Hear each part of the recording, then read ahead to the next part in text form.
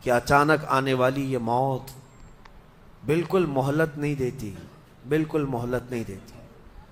آپ اگر آس پاس میں اپنی نظریں ڈالیں تو آپ کے دوستوں میں کئی جا چکے ہوں گے، جن کی عمر زیادہ نہیں تھی وہ جا چکے ہیں۔ موت کے لیے عمر کوئی متعین نہیں ہے کہ بڑھاپے میں آئے گی یا بیماری سے آئے گی۔ اچھے لوگوں کو بھی موت آ جاتی ہے، چلتے پھرتے لوگوں کا جنازہ آ جاتا ہے، کسی کے لیے بھی کوئی وقت معین نہیں۔ اور قرآن میں اللہ تعالیٰ یہ فرماتا ہے اگر بندہ موت سے بھاگنے کے لیے، جس کو کہتے ہیں پریکاشن لینا، کہیں جا کر کے محفوظ مقام پر چھپنے کی کوشش کرتا ہے، وہ آئے گی موت۔ بزرگوں نے ایک حکایت لکھی ہے کہ ایک بادشاہ کو نجومیوں نے بتایا تھا کہ فلاں دن تمہاری موت آنے والی ہے۔ نجومی ستاروں کا علم جاننے والے اٹکل پچھو سے کچھ نہ کچھ تو بتا دیتے تھے۔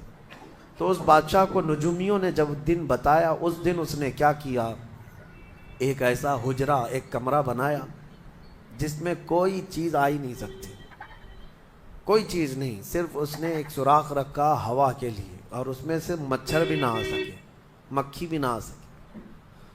اس حجرے کے اندر وہ چلا گیا، وہ پورا دن اس کو تھا کہ میں موت کو چکما دے دوں گا۔ اور نجومیوں نے یہ بتایا تھا کہ بچھو کے ڈنک مارنے سے تمہاری موت آئے گی۔ اس نے کہا بس مجھے بچھو سے بچنا ہے، بچھو نہ آنے پائے ایسا میں پورا انتظام کر لوں گا۔ اس نے پورا ایک راؤنڈ شیپ کا کمرہ بنایا اور اس میں اندر بند ہو گیا، لیکن اس کی ایک کمزوری یہ تھی کہ اس کا گھوڑا تھا، بہت بے حد اس کو عزیز تھا، وہ گھوڑے کو چھوڑ کر کبھی رہتا نہیں تھا۔ اس نے کہا مجھے اور میرے گھوڑے کو بند کر دو، آج موت کا دن ہے، اگر آج کے دن میں نے موت کو چکما دے دیا تو پھر ہمیشہ کی زندگی ہے، ٹائم اگر ٹل گیا تو پھر موت نہیں آئے گی۔ تو وہ اس نیت سے وہ روم کے اندر بند ہو گیا اور لوگوں سے کہا کہ کوئی مجھے نہ دروازہ کھولے اور نہ کسی کے لیے دروازہ کھولے، پورا دن گزرنے دو۔ دن گزرتا رہا، شام کا وقت قریب آیا، اس کے ساتھ تھا اس کا گھوڑا اور وہ کوئی نہیں۔ اتفاق دیکھیں، اللہ رب العزت کی طرف سے جو سبب بننا ہے وہ بنے گا۔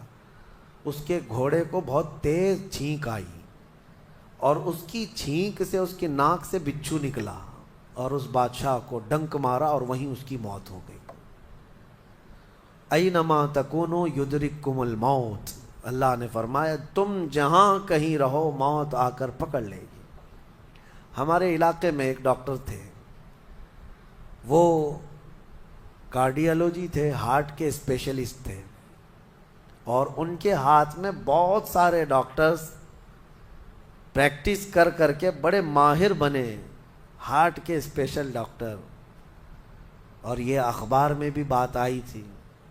اس ڈاکٹر کا حال یہ تھا کہ برسوں آپریشن اور سرجری کر کے لوگوں کے ہارٹ صحیح کیے یا بائی پاس کیے، لیکن اتفاق ایسا کہ ایک دن وہ لیب میں اندر ہاسپٹل کے لیبارٹری میں کام کر رہا ہے ڈاکٹر، اور اس کے ساتھ 4 اسسٹنٹ ڈاکٹر بھی ہیں اور نرسز بھی ہیں، سارے کہاں پر، لیب کے اندر، ساری مشینیں بھی موجود ہیں۔ اس ڈاکٹر کو وہیں پر ہارٹ اٹیک آیا، جو ہارٹ کا خود اسپیشلسٹ ہے، اور دوسرے ڈاکٹرز وہاں پر موجود بھی ہیں۔ انہوں نے اٹھایا، اسٹریچر پر ڈالا، آئی سی یو میں ہی تھے، لیب کے اندر موجود تھے، لیکن وہ چند منٹوں کے اندر ڈاکٹر کی موت ہو گئی۔ نہ کوئی ڈاکٹر بچا سکا، نہ اس کو دوا دی جا سکی۔ سب سے ماہر ہارٹ کا ڈاکٹر ہاسپٹل کے اندر، جو سب سے محفوظ جگہ ہو سکتی ہے بیماروں کے لیے۔ میاں ہمارے گھر میں کسی کو اٹیک آئے تو دوڑ کر کہاں لے جائیں گے؟ ہاسپٹل۔ اور جو خود کس کے پاس لے جائیں گے؟ ڈاکٹر کے پاس۔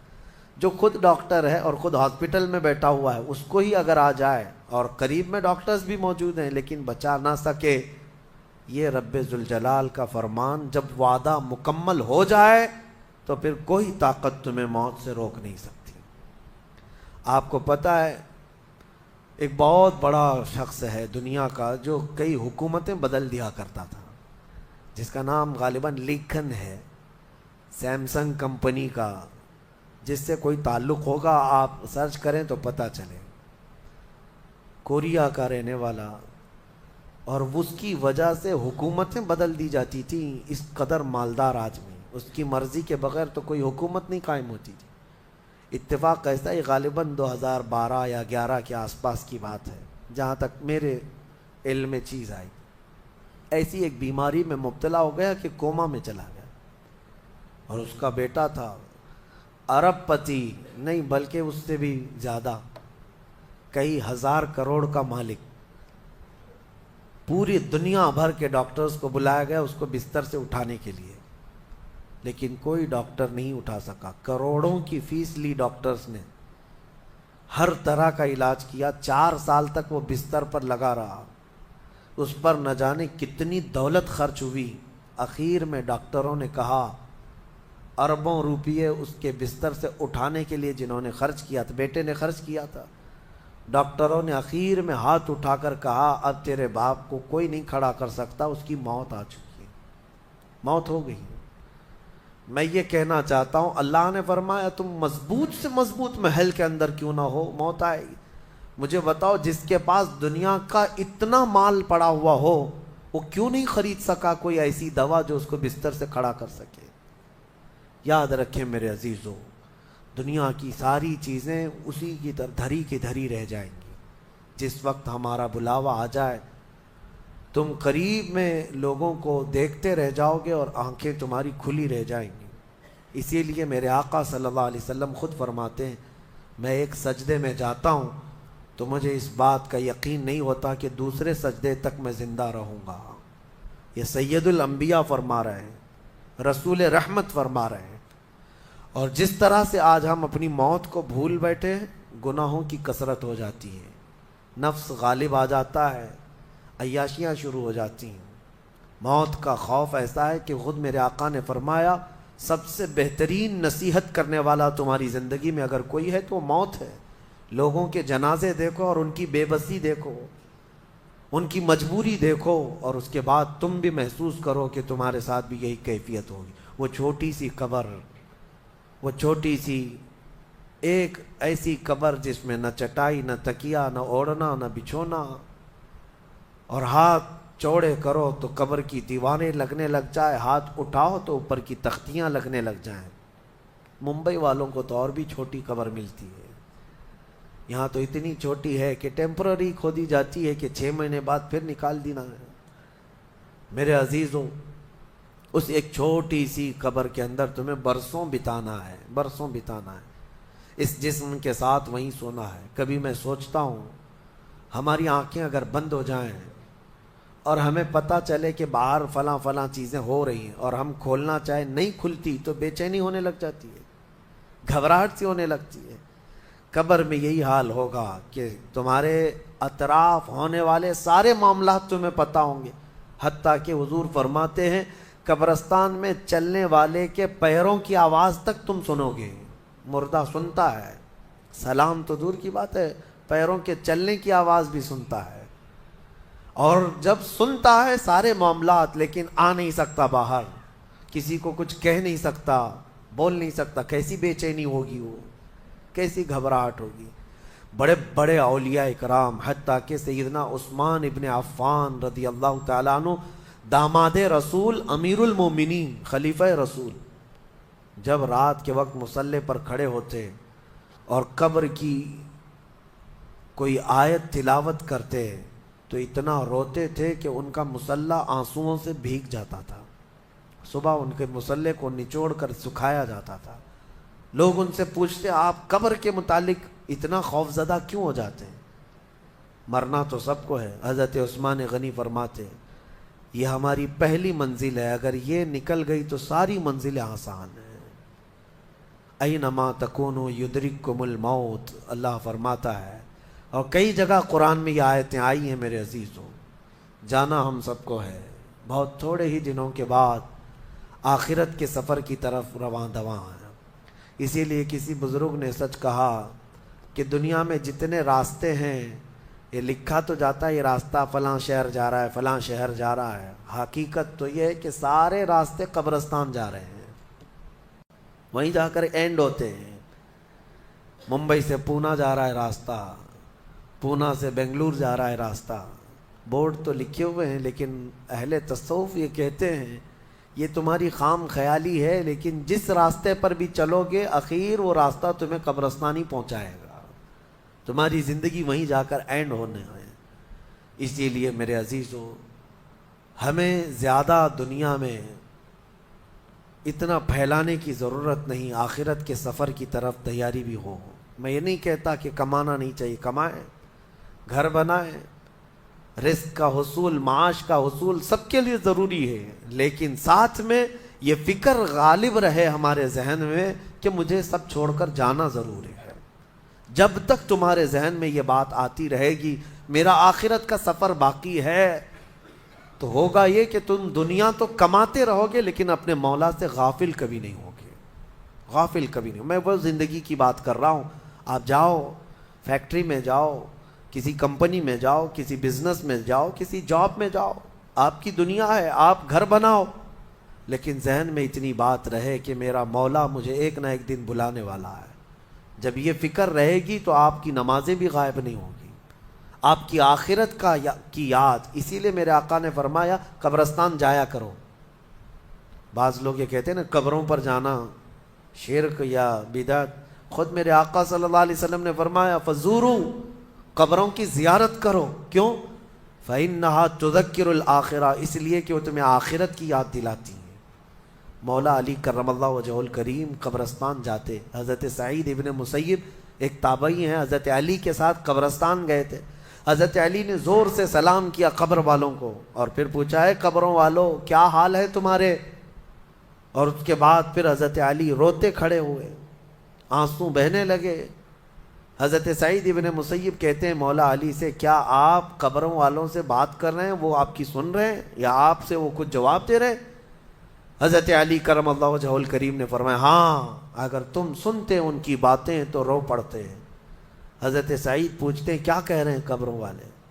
سنو میرے عزیزوں، حیدر کرار شیر خدا علی مرتضیٰ فرماتے ہیں قبروں والوں سے میں نے پوچھا کیا حال ہے تمہارے؟ تو قبروں والوں نے کہا اے علی مت پوچھو ہمارے حال، جن بالوں کو ہم سجایا کرتے تھے ان بالوں پر تو اللہ نے بچھو چھوڑ دیے، ہمارے وہ چہرے جو غازے سے ملوث تھے، حسین تھے، ہمارے چہروں پر اب خون اور پیپ کے علاوہ کچھ نہیں رہ گیا، ہمارا وہ جسم جس کے سنوارنے کے لیے ہم دن بھر گھنٹوں لگاتے تھے آج وہ ہماری قبروں میں کیڑوں کی غذا بنا دی گئی ہے۔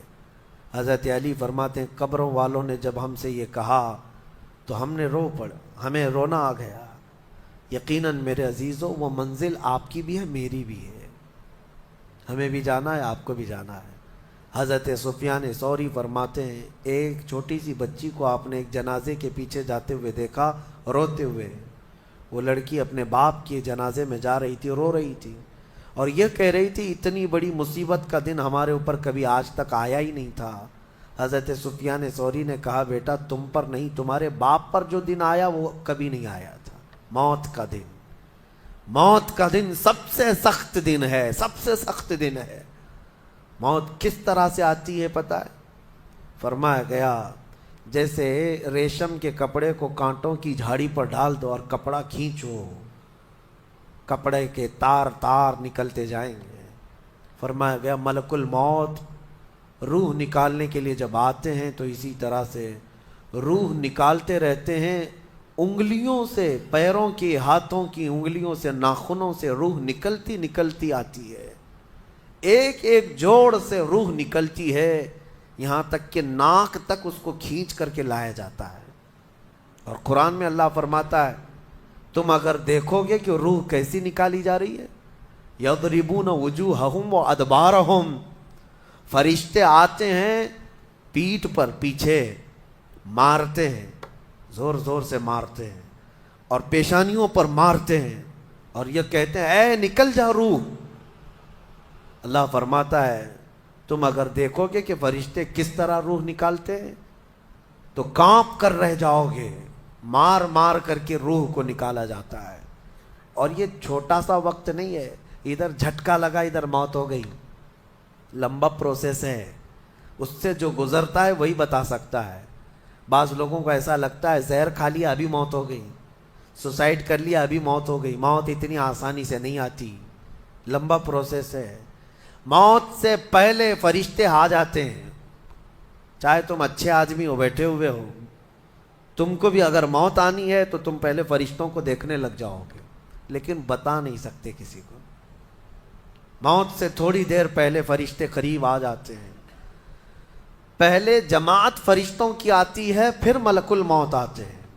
ملک الموت ان فرشتوں کے بیچ آتے ہیں. جیسے ہی یہ مرنے والا آدمی ملک الموت کو دیکھ لیتا ہے, پھر اس کے جسم میں کپ کپی طاری ہو جاتی ہے. اور ایسی کپ کپی طاری ہوتی ہے کہ کبھی پیشاب نکل جاتا ہے, کبھی پخانہ نکل جاتا ہے. اکثر دیکھنا مرنے والوں کی نجاست نکل جاتی ہے. ملک الموت کو وہ بہت قریب سے دیکھتا ہے, اور ان کی دو شکلیں ہیں. ایک بہت بھیانک شکل ہے, اس کو دیکھنا ہی عذاب ہے, اور ایک بہت خوبصورت شکل ہے, ان کو دیکھنا ہی رحمت ہے. وہ نیک بندوں کی روح نکالنے کے لیے جب جاتے ہیں تو خوبصورت شکل میں جاتے ہیں, اور جب گنہگاروں کی روح نکالنے جاتے ہیں تو بھیانک شکل میں جاتے ہیں. اور ان کو دیکھتے ہی مرنے والے کا جسم پیلا پڑ جاتا ہے, پیشانی اکھڑ جاتی, آنکھیں پھٹی رہ جاتی, اور پھر خرخرا آنے لگ جاتا ہے, یعنی خرخر کی آواز تیز ہو جاتی ہے. وہ بولنا چاہتا ہے اپنے پاس والوں کو, لیکن بول نہیں سکتا, بند ہو جاتا ہے. یہ وہ وقت ہے جب اس کے توبہ کا دروازہ بھی بند ہو جاتا ہے. اب اگر فرشتوں کو دیکھ کر کوئی توبہ بھی کر لیا, ایمان لایا, تو اس کا ایمان قبول نہیں. اس وقت سے پہلے پہلے تک جو بھی ایمان لایا یا توبہ کیا, اس کی توبہ قبول ہے. لیکن موت کا خرخرا آ گیا اور فرشتوں کو دیکھ لیا, اس کے بعد بہت سارے کافر بھی پکاریں گے کہ ہم ایمان لاتے ہیں اللہ پر. نہیں, اب ایمان قبول نہیں ہوگا. موت اتنی آسانی سے نہیں آتی, اس کا پروسیس ہے. فرشتے آتے ہیں, ملک الموت آتے ہیں, پھر اس کے بعد اس کو گھور کر دیکھتے ہیں, پھر اس کو چت لٹا دیا جاتا ہے, یا جس حالت میں بھی ہے وہ گر جاتا ہے. کھڑا ہے تو گرتا ہے, بیٹھا ہے تو گرتا ہے, موت آنے سے پہلے لڑک جاتا ہے. یہ ضروری بھی نہیں ہے کہ آج میں اپنے آپ کو سنبھال کر بیٹھا ہوں, اگر میری موت آنی ہے اسی کرسی سے گر جاؤں, اسی جگہ سے ہم گر جائیں. اور اس کے بعد ملک الموت روح کھینچنا شروع کرتے ہیں. پیروں کے ناخنوں سے لے کر, ہاتھوں کے ناخنوں سے لے کر, اس کے جسم کے ہر حصے سے لے کر ناک تک کھینچتے ہوئے لاتے ہیں. اور اس کے بعد جب پوری روح نکل جاتی ہے, وہ لے کر کے چلتے رہتے ہیں, اور مردہ ان کو جاتے ہوئے دیکھتا رہتا ہے. آنکھیں سب سے لاسٹ میں کھلی رہتی. کسی بھی مرنے والے کی آنکھیں بند نہیں رہتی, کھلی رہتی, وہ دیکھتا رہتا ہے.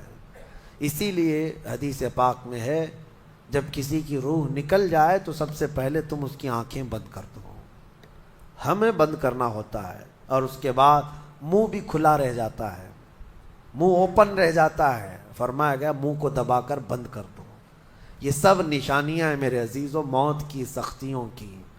آپ کو پتہ ہے جب رسول کریم صلی اللہ تعالیٰ علیہ وسلم کی وفات آئی, اللہ اکبر, نزع کا عالم اتنا سخت تھا کہ بار بار حضور اکرم صلی اللہ علیہ وسلم کو پورے پانی کے مٹکے انڈیل دیے جا رہے تھے. 3 مٹکے حضور پر انڈیل دیے گئے موت سے پہلے, اور حضور اس کے بعد تھوڑا آرام محسوس کرتے, اور پھر شدت کا بخار.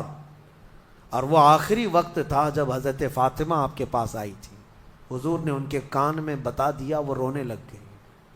کیا کہا تھا حضرت فاطمہ کہتی ہیں, حضور نے فرمایا اے فاطمہ اب میں جا رہا ہوں, میرا آخری وقت ہے. پھر ایک دوسرے کان میں ان سے کہا میرے خاندان میں سے سب سے پہلے تم مجھ سے ملنے والی.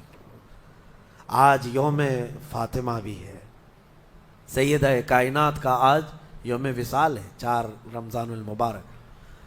تو رسول کریم صلی اللہ تعالیٰ علیہ وسلم حضرت عائشہ صدیقہ کے سینے سے سر لگا کر لیٹے ہوئے تھے. حضرت عائشہ فرماتی ہیں سنو, مجھے پتہ ہی نہیں تھا. حضور حضرت عائشہ سے زیادہ محبت کرتے تھے, اسی لیے آخر وقت میں حضرت عائشہ کے ہی حجرے میں رہنے لگے, باقی دوسری بیویوں کیا نہیں جاتے. حضرت عائشہ کہتی میں حضور اکرم صلی اللہ تعالیٰ علیہ وسلم کو کبھی مسواک دے رہی, کبھی پانی کے چھڑکاؤ کر رہی. تھوڑی دیر کے بعد حضور اکرم صلی اللہ تعالیٰ علیہ وسلم لیٹے لیٹے اسی طرح رہ گئے. حضرت عائشہ کہتی ہے میرے سینے پر حضور کا سر تھا وہ اتنا بھاری ہو گیا مجھے لگتا تھا کہ میری پسلیاں ٹوٹ جائیں گی. یہ حضرت عائشہ کہتی ہیں مجھے ایسا لگتا تھا کہ میری پسلیاں ٹوٹ جائیں گی. ہوا کیا تھا؟ حضرت عائشہ فرماتی ہیں دروازے پر جبرائیل امین آئے. روح نکلنے سے پہلے کی بات ہے. حضرت عائشہ فرماتی ہیں حضور کے پاس جبرائیل آخری بار آئے. وہ غمگین حالت میں آئے یا جس حالت میں ہو. حضرت رسول کریم صلی اللہ علیہ وسلم سے عرض کرنے لگے یا رسول اللہ دروازے پر موت کا فرشتہ کھڑا ہے آپ کی اجازت چاہتا ہے. اگر آپ اجازت دے دیں تو وہ آئے گا اور آپ کی روح پاک کو اللہ کے حضور لے جائے گا. اور یا رسول اللہ آج سے پہلے اس فرشتے نے کسی سے اجازت نہیں لی اور قیامت تک کسی کی روح نکالنے کے لیے وہ اجازت لے گا بھی نہیں. یہ صرف رسول پاک کی خصوصیت تھی. حضور نے فرمایا آنے دو. ملک الموت آئے اور جب حضور کی اجازت سے روح نکالی تو حضرت عائشہ کہتی ہیں اتنا بھاری ہو گیا تھا سر کہ مجھے لگتا تھا کہ میری پسلیاں ٹوٹ جائیں گی سینے کی. اور اس کے بعد حضرت عائشہ فرماتی ہیں میں نے حضور کے سر مبارک کو نیچے کی طرف کیا. مجھے پتہ بھی نہیں تھا کہ حضور کا انتقال ہوا. میں حضور اکرم صلی اللہ علیہ وسلم سے باتیں کرنے میں مصروف تھی. اسی میں حضرت ابو بکر صدیق حجرے میں آئے. پوچھا عائشہ کیا حال ہے حضور کا؟ حضور اکرم صلی اللہ علیہ وسلم کو دیکھا حضرت ابو بکر نے اور پیشانی مبارکہ پر ہاتھ رکھا تو وہ بہت ٹھنڈی تھی. ماتھے کو بوسہ دیا اور ایک آہ بھری اور ایک جملہ کہا تھا یا رسول اللہ ایک بار موت آنی تھی وہ آپ پر آ گئی. اب موت کی سختی اللہ دوبارہ کبھی آپ کو نہیں عطا کرے گا. موت کی سختی کیونکہ حضور کو انہوں نے دیکھا تھا. کئی دنوں سے تکلیف تھی. 13 دن تک حضور پاک صلی اللہ علیہ وسلم کو تکلیف تھی. 13 دن تک. حضرت ابو بکر کہتے ہیں یا رسول اللہ اب موت کی سختی دوبارہ کبھی نہیں آئے گی. جو اللہ کا وعدہ تھا وہ پورا ہو گیا.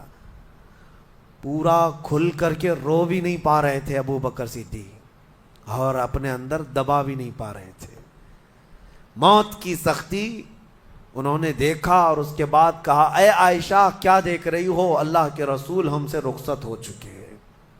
پھر انہوں نے آ کر مسجد میں اعلان کیا اے لوگو اللہ کے نبی کا انتقال ہو چکا. اب مجھے یہاں یہ بتانا ہے اگر موت سے کوئی بچ سکتا تھا تو سب سے پہلا نمبر تو رسول اللہ کا ہونا چاہیے تھا کیونکہ اللہ کے سب سے محبوب نبی وہی ہیں. جب رسول پاک صلی اللہ تعالیٰ علیہ وسلم کو بھی موت آئی تو میاں ہمارا اور تمہارا شمار نہیں.